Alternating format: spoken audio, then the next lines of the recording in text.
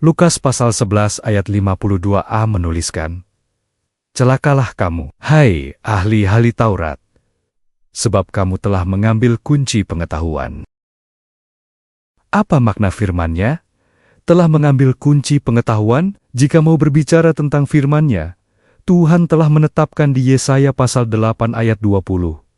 Carilah pengajaran dan kesaksian. Siapa yang tidak berbicara sesuai dengan perkataan itu, maka baginya tidak terbit fajar. Artinya, kita harus menemukan perkataan di Alkitab sebagai tolok ukur. Apakah kita berbicara sesuai dengan perkataan itu ataukah tidak? Jika sesuai, berarti terbit kebenaran. Jika tidak, berarti tidak ada kebenaran. Jadi, jika kita berbicara bahwa kunci pengetahuan yang telah diambil oleh ahli-ahli Taurat adalah nama Yahweh, maka kita harus menemukan perkataan itu. Ternyata, perkataan itu ada di kamus Alkitab, Tuhan salinan dari nama Allah Israel, yaitu Yahweh. Artinya, nama Allah Israel yaitu Yahweh, tetapi sudah diubah menjadi Tuhan. Tetapi, Maleakhi pasal 3 ayat 6a menuliskan bahwasanya Aku Yahweh tidak berubah.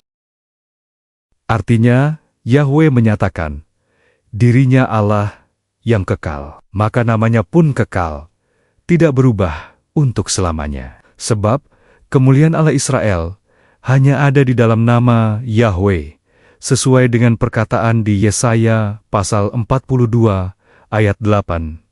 Aku ini Yahweh, itulah namaku. Aku tidak akan memberikan kemuliaanku kepada yang lain, atau kemasyhuranku kepada patung. Jadi, perubahan nama Yahweh menjadi Tuhan, bukan kehendak Tuhan, melainkan pendapat ahli-ahli Taurat.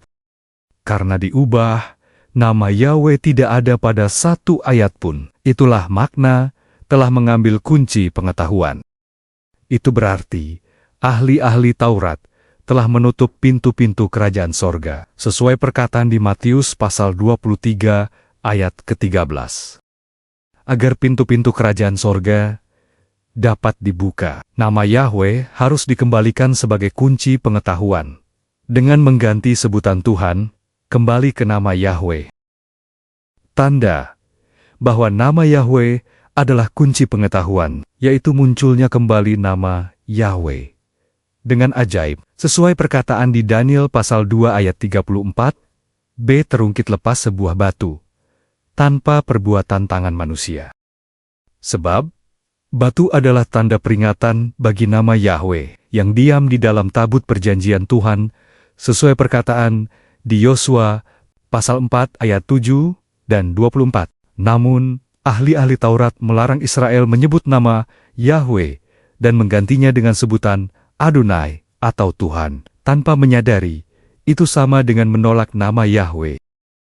Akibatnya, ibadah dan penyembahan tidak tertuju kepada nama Yahweh, maka tidak terbit kebenaran, sebab tidak sesuai dengan perkataan di Ulangan pasal 10 ayat 20. Engkau harus takut akan Yahweh, Allahmu. Kepadanya haruslah engkau beribadah dan berpaut. Dan demi namanya, haruslah engkau bersumpah. Karena itu, demi penyelamatan umatnya, Tuhan telah berkenan memberi pengajarannya yang besar dan mulia di Lukas pasal 12 ayat ke-57, dan mengapakah engkau juga tidak memutuskan sendiri apa yang benar?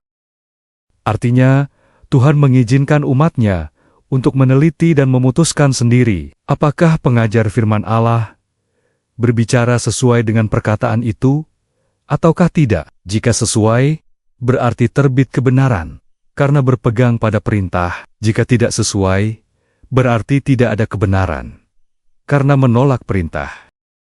Menolak perintah sama dengan menghina firman yang Maha Kudus, Allah Israel, maka akan mati.